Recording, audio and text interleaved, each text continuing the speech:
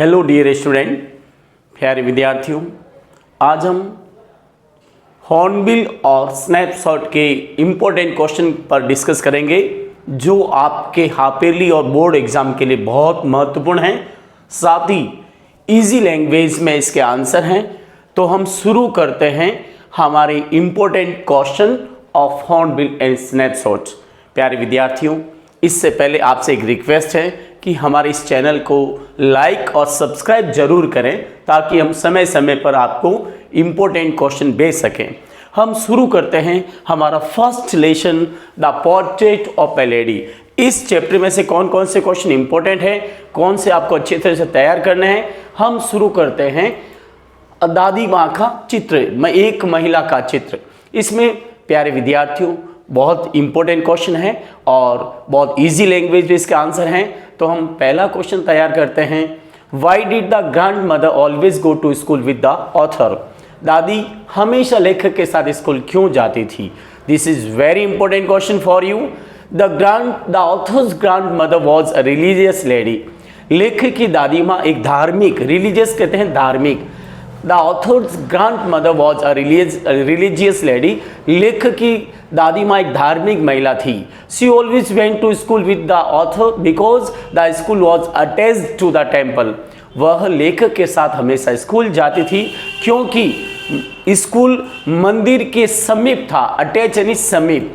She always use to read scriptures in the temple. और वो हमेशा मंदिर में स्क्रिप्चर्स, धार्मिक किताबें पढ़ती थी। कौन सी किताबें? धार्मिक। तो बहुत इजी आंसर है ना।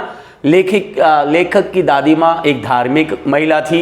वो हमेशा लेखक के साथ स्कूल जाती थी क्योंकि स्कूल मंदिर के समीप था, अटैच था, और वो हमेशा मंदिर में स्क्रिप्चर्स, धार्मिक किताबें पढ़ती थी। अब हमारा दूसरा क्वेश्चन है प्यारे विद्यार्थियों, What was hard to believe for the author? लेखक के लिए विश्वास करना क्या मुश्किल था? यानी लेखक के लिए क्या विश्वास करना मुश्किल था? इसका आंसर बहुत इजी है। ध्यान दीजिए बोर्ड पर और पेन लोड पर अच्छी तरह से ध्यान दें। It was hard to believe for the author. लेखक के लिए विश्वास करना मुश्किल था that once his grandmother was young and pretty, कि उसकी माँ एक समय जवान और सुंदर थी। ये यंग एंड प्रिटी इसका मेन आंसर है कि लेखक के लिए ये विश्वास करना बड़ा मुश्किल था कि उसकी दादी माँ एक समय जवान और सुंदर थी। अब हमारा तीसरा क्वेश्चन है, how did the author's grandfather look like? लेखक के दादाजी कैसे दिखाई देते थे? This is very important question और आंसर भी बहुत ईजी है। प्यारे विद्यार्थियों, अच्छी तरह से इस आंसर को तैयार कर लीजिए। The author's grandfather look like the 100 years old person। लेखक के दादाजी 100 साल के व्यक्ति लगते थे। कैसे दिखाई दे रहे थे? एंड लुक नहीं लगते थे लाइक 100 years old person। एक 100 साल के व्यक्ति दिखाई देते थे। He always wore loose fitting cloth. वो हमेशा ढीले ढाले कपड़े पहनते थे। He always kept a turban on his head. वो हमेशा अपने सिर पर टर्बन यानी पगड़ी रखते थे। His white beard covered his half part of his chest। और उनकी सफ़ेद दाढ़ी उनकी छाती को, आधे भाग को ढके हुए रखती थी। He looked like a person who had hundred of grandson। और वो ऐसे व्यक्ति दिखाई देते थे जिनके ढेरों सारे पोते पोतियाँ हो। बहुत इजी आंसर है। अब अगला क्वेश्चन है, What were those two things which the grandmother started doing in the city? यानी ऐसे दो कौन से चीज़ थे, वो कौन सी दो चीज़ें थी तो दादी ने शहर में करना शुरू कर दिया? This is very important question. वो कौन सी दो चीज़ें थी जो दादी ने शहर में करना शुरू कर दिया? आंसर बहुत इजी है। The grand mother start doing 2 things in the city. दादी माँ ने शहर में दो चीज़ें शुरू कर ली। फीडिंग द स्पैरो, चिड़ियाओं को खिलाना। स्पैरो नहीं, चिड़िया है। और second spinning the wheel. Spinning का मतलब चरखा चलाना। दूसरा काम क्या कर लिया दादी माँ ने शुरू? स्पिनिंग द व्हील, चरखा चलाना। शहर में 2 काम जाते ही शुरू कर दिए थे। अब हमारा 5वां क्वेश्चन है, what was the grand mother's views about the English music? This is very very important question और ये क्वेश्चन आपके वार्षिक और अर्धवार्षिक परीक्षा में आ सकता है और बहुत इंपॉर्टेंट है। What was the grand mother's view about English music? English संगीत के बारे में दादी माँ के क्या विचार थे? तो बहुत आंसर इजी है। According to the grand mother the relation of English music is connected with lustful things. दादी माँ के अनुसार ये अंग्रेजी म्यूजिक का संबंध एक विलासितापूर्ण चीज़ों से होता है। It was the monopoly of hard lot and beggars, और इस पर वेश्याओं और भिखारियों का एकाधिकार होता है। मोनोपोली एकाधिकार। It was not meant for the common people, ये अंग्रेजी म्यूजिक सामान्य लोगों के लिए नहीं होता है। किसके लिए होता है? It is the property of या monopoly of hard lot and beggars. इस अंग्रेजी संगीत पर या तो वेश्याओं या भिखारियों या दोनों का इस पर एकाधिकार होता है। हमारा क्वेश्चन नेक्स्ट है, what was the happiest time of the day for the grand mother. दादी के लिए दिन का सबसे प्रसन्नचित समय कौन सा होता था? प्यारे विद्यार्थियों, ये प्रश्न बहुत इंपॉर्टेंट है, हर बार एग्जाम में आ जाता है। आंसर देखिए, the happiest time of the day for the grand mother was only half an hour when she fed the bits of bread to the sparrow in the afternoon.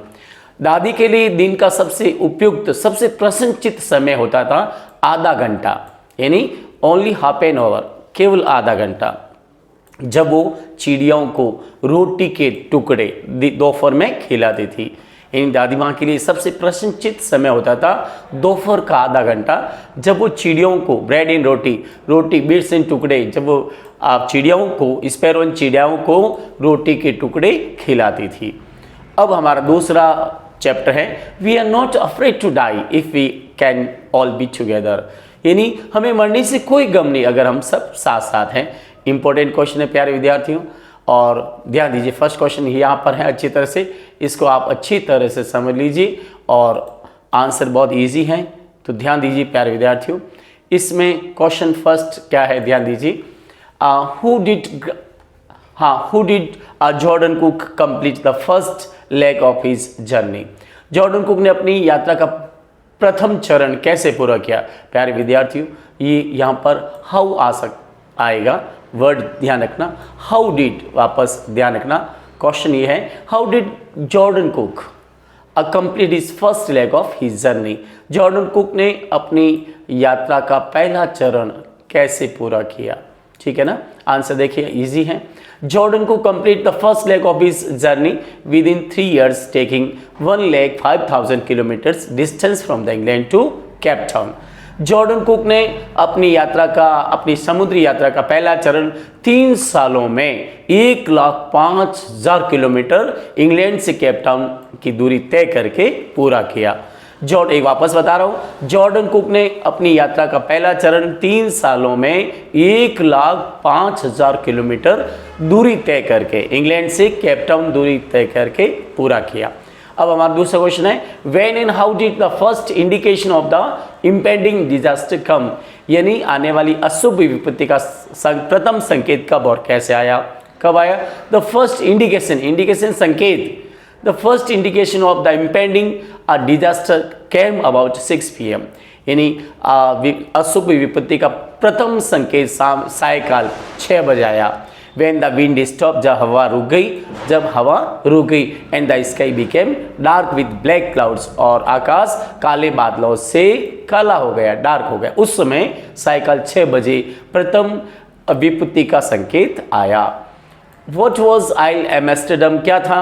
Isle Amsterdam was a beautiful island. Isle Amsterdam एक सुंदर टापू था, सुंदर द्वीप था। It was 65 kilometers long island made by the volcanic, और ये 65 kilometre लंबा एक ज्वालामुखी से, वॉल्केनिक का मतलब ज्वालामुखी से बना एक टापू था, एक द्वीप था। Which was now an French scientific base, जो एक फ्रेंच वैज्ञानिक के आधार पर बना था। वापस समझा रहा हूँ मैं, आइल एम्स्टर्डम एक सुंदर द्वीप था, आइलैंड था, और ये 65 किलोमीटर लंबा एक ज्वालामुखी से बना हुआ, और which was now French scientific base, ये फ्रेंच वैज्ञानिक के तौर पर आधार पर बना हुआ था। अब हमारा अगला क्वेश्चन है, what was the purpose of Jordan Cook's voyage. Jordan cook की समुद्री यात्रा का उद्देश्य क्या था? यानी वॉयज का मतलब समुद्री यात्रा। आंसर देखिए बहुत ईजी है, द पर्पज है उद्देश्य, लक्ष्य। The purpose of Jordan Cook's voyage was to repeat the round of the world voyage made 200 years ago by captain Cook. Jordan Cook का जो उद्देश्य था वो 200 साल पहले कैप्टन कुक के द्वारा समुद्री की गई यात्रा को फिर से दोहराना, रिपीट करना। The purpose of Jordan Cook's voyage was to repeat the round the world voyage made 200 years ago by Captain Cook. Captain cook के द्वारा 200 सालों पहले की गई समुद्री यात्रा को फिर से दोहराना। वेव वॉकर क्या था प्यारे विद्यार्थी? 2 नंबर का क्वेश्चन है, what was the wave walker? Wave walker क्या था? Wave walker was the name of ship of Jordan cook. Wave walker Jordan Cook का एक जहाज का नाम था। इट वॉज, ध्यान रखना, it was beautiful ship which was 23 metres long. ये एक सुंदर जहाज था जो 23 मीटर लंबा और 30 टन भारी था, 30 टन हैवी था। It was beautiful, it was carefully built, ये सावधानीपूर्वक इसका बनाया गया था। क्वेश्चन लास्ट है, विपत्ति के दौरान बच्चों ने कैसा व्यवहार किया? This is very very important question. ये 4 नंबर का क्वेश्चन है प्यारे विद्यार्थियों। How did the children behave ने व्यवहार किया ड्यूरिंग द डिजास्टर। डिजास्टर का मतलब संकट में। The children behave goods during the disaster. विपत्ति के समय बच्चों ने अच्छा व्यवहार किया। डेस्पाइट द सीरियस इंजरीज, और उनकी गहरे घाव के बावजूद, डेस्पाइट इन बावजूद, गहरे घाव के बावजूद भी they remain silent and patient, वे चुप और शांत रहे, धैर्यशील रहे। दे डिडंट फील पैनिक, उन्हें किसी प्रकार की पैनिक यानी घबराहट महसूस नहीं की। Sue made a sketch of her parents for their entertainment, और सू ने, लड़की ने अपने माता पिता का स्केच, मनोरंजन के लिए स्केच बनाया। और John said his father that they were not afraid to die if they could all be together. और यहाँ तक एक 6 साल के लड़के जॉन ने अपने पापा को कहा, पापा हमें मरने से कोई गम नहीं अगर हम सब साथ साथ हैं। ये दोनों बच्चों ने इतना धैर्य दिखाया और बड़ा शांति दिखाई। तो बच्चों ने विपत्ति के दौरान बहुत अच्छा व्यवहार किया और अपने सीरियस घाव के बावजूद वे शांत और धैर्यशील रहे। उन्होंने किसी प्रकार की पैनिक नहीं दिखाई, महसूस नहीं की। Sue made a sketch of her parents. Sue ने तो अपने माता पिता का एंटरटेन के लिए एक स्केच भी तैयार किया। और छोटे 6 साल के लड़के ने अपने पापा को यहाँ तक कह दिया कि पापा हमें मरने से कोई गम नहीं अगर हम साथ साथ हैं। प्यारे विद्यार्थियों, अब हमारा question 7, what message does the story we are not afraid to die if we all can be together convey can us? ये कहानी हमें मरने से कोई गम नहीं अगर हम सब साथ साथ हैं क्या संदेश देती है? आंसर देखिए, the story we are not afraid to die if you all can be together conveys देती है अस हमें that we should not lose our courage and behave in any disaster, कि हमें किसी भी मुसीबत में हमारा साहस और हिम्मत नहीं खोनी चाहिए। We should face our problem with peace and patience, हमें अपनी समस्याओं का सामना शांति और धैर्य के साथ करना चाहिए। Despite the terror of the death, मौत के डर के बावजूद both children Sue and John didn't lose their courage and brave, और दोनों बच्चों ने अपने हिम्मत और अपना साहस नहीं छोड़ा। दे रिमेन साइलेंट, वे चुप रहे। अगला क्वेश्चन हमारा last, how does the author suggest that optimism helps to endure the direst stage? कहानी किस प्रकार का ये सुझाव देती है कि आशावाद, ऑप्टिमिज्म का मतलब आशावाद, एक भयानक तनाव को भी सहन करने में मदद करता है। Helps to endure the direst stage, answer बहुत ईजी है, 4 नंबर का क्वेश्चन है। Optimism and courage together make even impossible things not only possible but also easily achievable। यानी आशावाद और साहस हमेशा मतलब असंभव चीज़ों को भी संभव कर लेती है। If the author had given up the direst stage, अगर लेखक ने अपना साहस खो दिया होता, he would have lost along with his family and crewmen, तो वो अपने परिवार और अपने क्रूमैन को खो देता। He face the danger with determination and courage, और उसने अपना खतरे का सामना बड़े दृढ़ निश्चय के साथ किया। And because he was a hopeful man, क्योंकि वो आशावादी व्यक्ति था। Hope and courage make him victorious in the end, और आशा और साहस उसे अंत में विजय दिलाती है।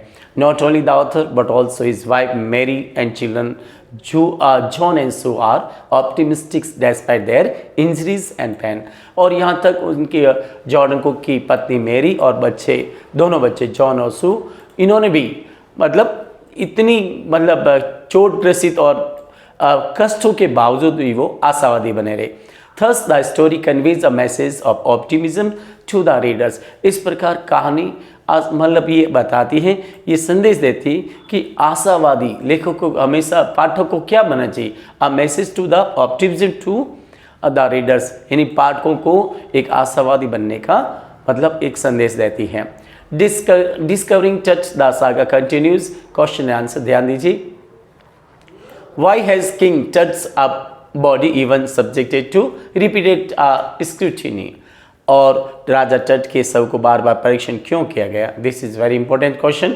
King Tut's body has been subjected to repeatedly scrutiny because of following reason, इन कारणों से राजा टट की बॉडी को बार बार मतलब परीक्षण किया गया। फर्स्ट क्या है, he died in the teenager, पहले तो सबसे पहले वो एक किशोर अवस्था में उसकी मृत्यु हुई थी।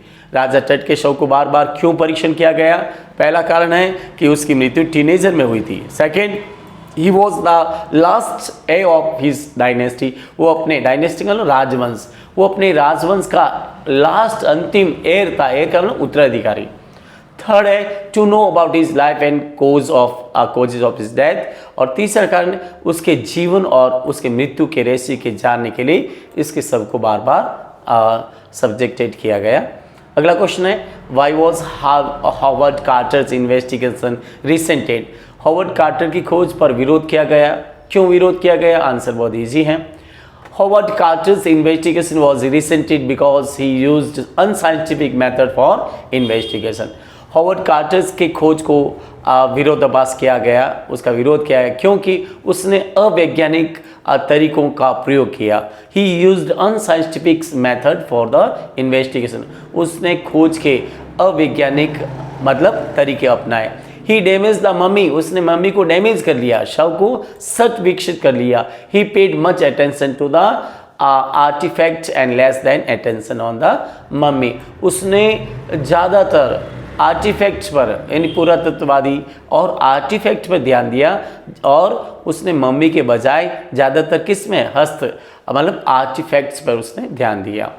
अगला क्वेश्चन है, वाई वॉज टट body buried along with the glided treasure, टट के शव को स्वर्ण, सबसे इंपॉर्टेंट प्रश्न है, टट के शव को स्वर्ण जड़ित खजानों के साथ क्यों दफनाया गया? This is very important question. प्यारे विद्यार्थियों, साथ ही हमारे इस चैनल को सब्सक्राइब करना मत भूलना। In King's Tut times, kings were wealthy and believed in a rebirth, और राजा टट के समय राजा हमेशा धनवान और पुनर्जन्म में विश्वास करते थे। They believed that they could take their wealth with them, वे ये मानते थे कि वे अपना धन दौलत साथ में ले जा सकते हैं। They believed that they would need them in their afterlife, और वे मानते थे कि उनकी मृत्यु के बाद, उनके जीवन के बाद भी उन चीज़ों की उन्हें आवश्यकता होती है। थस इस प्रकार से, थस का इस प्रकार से, दैट वॉज वाई, इस यही कारण है Tut's body buried along with the glided treasure, यही कारण है कि टट की बॉडी को भी मतलब खजाने के साथ दफनाया गया। तो समझ आए, टट के समय राजाओं का ये मानना, राजा धनवान और पुनर्जन्म में विश्वास करते थे। वे ये मानते थे कि वे अपना धन अपने साथ भी ले जा सकते हैं, और वे मानते थे कि उनकी मृत्यु के बाद भी उन्हें उन चीज़ों की आवश्यकता पड़ सकती है, और यही कारण है, थस यही कारण है कि टट की बॉडी को भी स्वर्ण जड़ित आभूषणों के साथ, खजाने के साथ दफनाया गया। ट्रेजर का मतलब खजाना। Why was the boy king change his name from Tutankhamen to Tutankhamun, उस किशोर राजा अपना नाम तुतनखामेन से बदलकर तुतनखामुन क्यों रख दिया? उस किशोर राजा ने अपना नाम तुतनखामेन से बदलकर तुतनखामुन क्यों रख दिया? आंसर बहुत इजी है। Tut's real name was Tutankhamen, Tut का वास्तविक नाम था Tutankhamen, but he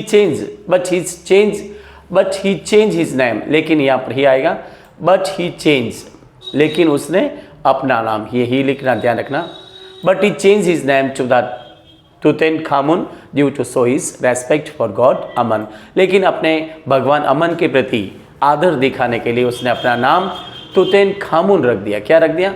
तुतनखामुन। His new name means living image of Amun, और उस नाम का मतलब है कि अमुन की जीती जागती छवि। He also wanted to restore old culture in Egypt, उसने मिस्र में फिर अपने मतलब प्राचीन संस्कृति को पुनर्स्थापित किया, रिस्टोर किया। आंसर अगला है, who discover Tut's tomb and when, टर्ट की मकबरे यानी टर्ट की कब्र की खोज किसने की और कब की? तो Howard Carter, British archaeologist, discover Tut's tomb in 1922। Howard Carter एक ब्रिटिश पुरातत्ववादी ने 1922 में टर्ट की कब्र की खोज की। अब हमारा चैप्टर नंबर 4 है द एलिंग प्लेनेट यानी बीमार ग्रह। What is our ethicals obligation towards the planet Earth, हमारी पृथ्वी की ग्रह के प्रति नैतिक जिम्मेदारी क्या है, यानी what is our ethicals obligation towards the planet Earth. Answer बहुत ईजी है, और our ethicals obligation towards the planet Earth is to save our Earth at any condition, हमारे पृथ्वी के प्रति नैतिक जिम्मेदारी है किसी भी हालत में, एट एनी कंडीशन का ना किसी भी हालत में पृथ्वी को बचाना।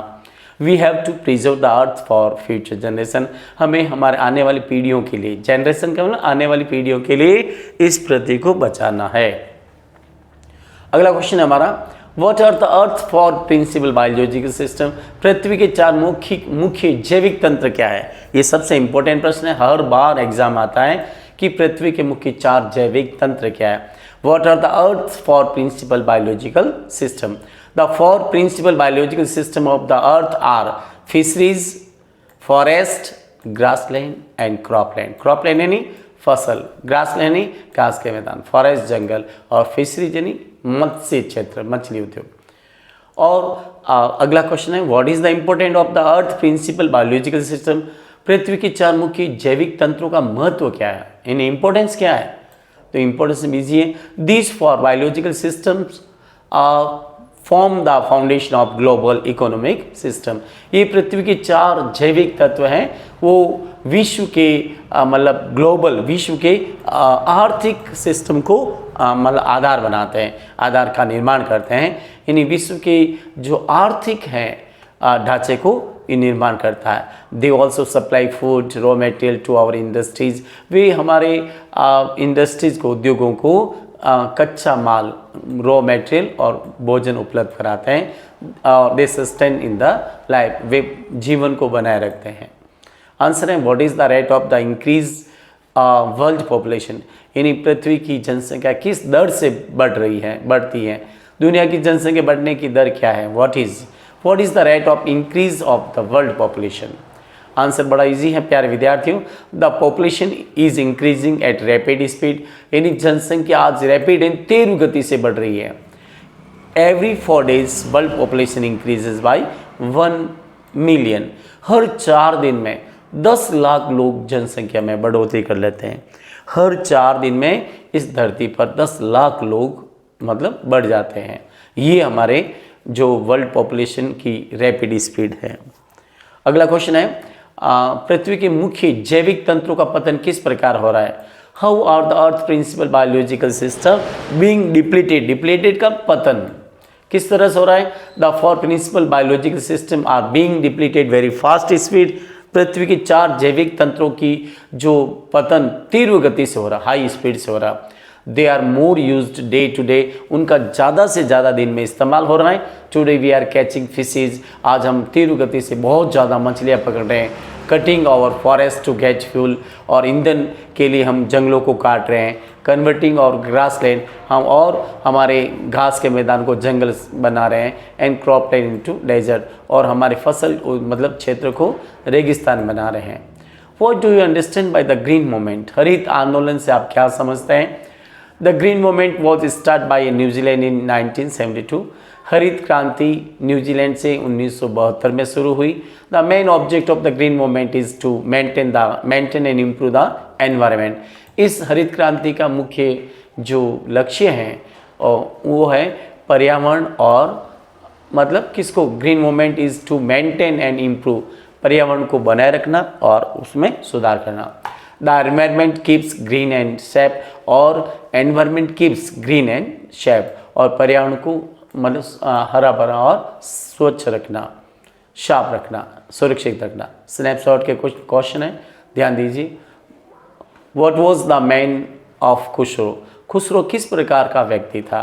आंसर बड़ा इजी है, Khusro was always considered to be a crazy, Khusro को हमेशा एक पागलपन यानी क्रेजी आदमी समझा जाता था। He was a huge and powerful man, वो एक विशाल और एक शक्तिशाली आदमी था। He was short temper and irritating by nature, और वो संकीर्ण और चिड़चिड़ापन स्वभाव नेचर स्वभाव वाला व्यक्ति था। He couldn't allow anyone to speak before him, और वो किसी को भी अपने सामने बोलने नहीं देता था, हर एक को अपनी भाषा से दबा लेता था। और उसका फर्स्ट प्रसिद्ध डायलॉग क्या था, यानी कोई हानि नहीं हुई, इस पे ध्यान मत दो, there is no loss and it doesn't pay on it. Why couldn't the narrator believe that the cousin Murad could have bought the horse? और वर्णनकर्ता को क्यों विश्वास नहीं हो सका कि उसके चचेरे भाई मुराद ने घोड़ा खरीदा है। Murad belong to the Garoghlanian family which was famous for its poverty and honesty. Murad एक गैरोगेलियन परिवार से संबंधित था जो गरीबी और ईमानदारी के रूप में, ये जाति कबीला ट्राइब ईमानदारी और गरीबी के रूप में जाना जाता था। So the narrator couldn't believe that his cousins couldn't have bought the horse। इसलिए वर्णनकर्ता को ये यकीन नहीं हुआ, विश्वास नहीं हुआ कि उसका चचेरा भाई मुराद घोड़ा खरीद सकता, क्योंकि ये जाति क्या है, पॉवर्टी और ऑनेस्टी के लिए जानी जाती थी। Tribe. Who was John Byro? Why did he come to the narrator's house? John Byro कौन था और वर्णनकर्ता के घर पे क्यों आया? John Byro was a farmer. John Byro एक किसान था, फॉर्मर था। He came to the narrator's house to tell his mother that his beautiful white horse had been stolen last month. और वो वर्णनकर्ता के घर पे उसकी मम्मी को ये बताना आया कि उसका सुंदर घोड़ा चुरा लिया गया, पिछले महीने चुरा ले गए, and he was searching it for long time, और वो काफ़ी समय से अपने घोड़े को ढूंढ रहा है। How was Murad a natural descendant of Khusro? और मुराद खुसरो का उत्तराधिकारी क्यों समझा जाता था? Uncle Khusro was a crazy man. Uncle Khusro एक मतलब क्रेजी मैन थे, एक पागलपन व्यक्ति थे। He was short temper man, और वो चिड़चिड़ापन स्वभाव वाले थे। The habit of Murad was same like his uncle, और मुराद की भी आदत इसी तरह की थी, same. He was also crazy like his uncle Khosrove, वो भी अपने चाचा खुसरो की तरह क्रेजी था। How did the narrator's mother welcome the farmer John Byro? और मतलब वर्णनकर्ता की माँ ने किसान जॉन बायरो का स्वागत कैसे किया? The narrator's mother welcome the farmer John Byro by offering him coffee and tobacco. वर्णनकर्ता की माँ ने किसान जॉन बायरो का स्वागत उसे कॉफ़ी और तम्बाकू देकर उसका स्वागत किया। एड्रेस में ध्यान दीजिए प्यारे विद्यार्थियों। Why did the narrator of the story want to forget that the address? Why did the narrator of the story want to forget the address? कहानी की वर्णनकर्ता पता को क्यों भूलना चाहती थी? बहुत इजी है, 4 नंबर का क्वेश्चन है, अच्छे से ध्यान दीजिए। The narrator of the story wanted to forget the address because, इस कहानी की जो वर्णन करता है वो एड्रेस को भूलना चाहती थी, बिकॉज क्योंकि this was the address of that acquaintance. Acquaintance परिचित, ये उस परिचित व्यक्ति का एड्रेस था with whom the narrator's mother had left all her costly things many years ago, और जिसके साथ वर्णनकर्ता की माँ ने अपनी सारी कीमती चीज़ें कई सालों पहले उसके पास छोड़ दी थी। But now the narrator's mother was no more in the world, लेकिन चूंकि अब नरेटर की वर्णनकर्ता की माँ इस दुनिया में नहीं रही। Second, the narrator was living a small room, और वर्णनकर्ता एक छोटे से मकान में रह रही थी। She had no place to keep all those things, और उन सभी चीज़ों के रखने उसके पास जगह नहीं थी। The main reason was that the old acquaintance of her mother had treated her very badly, और विथ हर वेरी बैडली यानी मुख्य कारण तो क्या था, यानी उसके वर्णन मतलब उसकी माँ की जो परिचित एक्विंटेंस यानी परिचित थी, वो जो कौन डार्लिंग, वो उसने उस लेखिका के साथ बहुत बुरा बर्ताव किया। तो इस तरह से उसने उस एड्रेस को भूलने का निश्चय किया। सबसे पहला रीज़न क्या है, जो वो है कि नरेटर मतलब because this was address of that, ये वो उस अपनी माँ की परिचित का एड्रेस था जिसकी माँ ने उसे काफ़ी समय पहले अपनी बहुत सारी चीज़ें खो दी थी। लेकिन अब चूँकि वर्णनकर्ता की माँ इस दुनिया में नहीं रही, तो इस तरह से उसने ये पते को बोलने का निश्चय किया। सेकंड थिंग, नरेटर एक छोटी से मकान में रह रही थी, कमरे में रह रही थी और वहाँ पर उन चीज़ों को रखने की जगह नहीं थी। थर्ड मेन चीज़ थी कि मुख्य कारण तो ये था कि उसकी माँ मिसिस एस की माँ और उसके साथ मिसिस डॉर्लिंग ने बुरा बर्ताव किया उसने, इसलिए उसने उस एड्रेस को बोलने का निश्चय किया। Why did the narrator go to 46 Marconi street, और वर्णन करता 46 मार्कोनी स्ट्रीट क्यों गई। The narrator went to 46 Marconi street because she wanted to get all things back which her mother had given to Mrs Dorling, और वो इसलिए गई कि वो सभी उन चीज़ों को वापस प्राप्त करना चाहती थी जिसको उसकी माँ ने मिसिस डॉर्लिंग को दे दी थी, given to Mrs Dorling. Mother's day, why are Cyril and Doris shocked, Cyril और डोरिस को स्तंभित क्यों हो जाते हैं, सिरिल और डोरिस यानी स्तंभित क्यों हो जाते हैं, मिसिस पियर्सन के बच्चे। Cyril and Doris are shocked to see their mother smoking and drinking, Cyril और डोरिस अपनी माँ को स्मोकिंग और ड्रिंकिंग करते देख शॉक्ड हो जाते हैं, अचंभित हो जाते हैं। They are surprise at the sudden change that has come in their mother, उन्हें अपनी माँ में अचानक बदलाव के कारण बड़ा आश्चर्य हुआ। क्या हुआ? सरप्राइज हुआ। अब सबसे इंपॉर्टेंट प्रश्न आ रहा है प्यारे विद्यार्थियों, draw a correct sketch of Mrs Pearson, Mrs Pearson का चरित्र चित्र कीजिए। Mrs Pearson is a simple and obedient lady, mister Pearson एक साधारण और एक आज्ञाकारी महिला होती है, और she always respects her family member very much, वो अपने परिवार के सदस्यों का बड़ा सम्मान करती है। She works in her home like a servant, वो अपने घर पर एक नौकर की तरह काम करती है। But her family member, her son, her daughter and her husband don't behave good with her, लेकिन उसका बेटा, उसकी बेटी और उसका पति उसके साथ अच्छा व्यवहार नहीं करते। They only order her but they don't respect her, वे केवल उसे ऑर्डर देते हैं बल्कि जबकि उसका सम्मान नहीं करते हैं। Her neighbor Mrs. Fitzgerald helps her to give her respect her in the family. Mrs. Fitzgerald उसकी पड़ोसन उसके परिवार में उसका वापस सम्मान दिलाने में हेल्प करती है। Thus we can say that Mrs. Pearson is really a good lady. इस प्रकार thus का मतलब इस प्रकार से हम कह सकते हैं कि मिसिस पियर्सन वास्तव में एक अच्छी महिला होती है। She only wants her place in the family. वो तो परिवार में केवल अपना स्थान चाहती है कि उसका भी कोई प्लेस हो। तो प्यारे विद्यार्थियों, ये हमने दोनों हॉर्नबिल और स्नैपशॉट के क्वेश्चन इंपॉर्टेंट हाफ ईयरली के लिए तैयार किए, और ये हाफ ईयरली और वार्षिक एनुअल एग्जाम के लिए बहुत इंपॉर्टेंट है। साथ ही प्यारे विद्यार्थियों, आपसे एक निवेदन है कि हमारे इस चैनल को सब्सक्राइब करना ना भूलें। थैंक यू वेरी मच और ऑल द बेस्ट, और आशा करते हैं कि आपका हाफ ईयरली का पेपर बहुत अच्छा हो, अच्छे मार्क्स आएँ, और साथ ही हमारे इस चैनल को सब्सक्राइब करना ना भूलें। Thank you very much once again.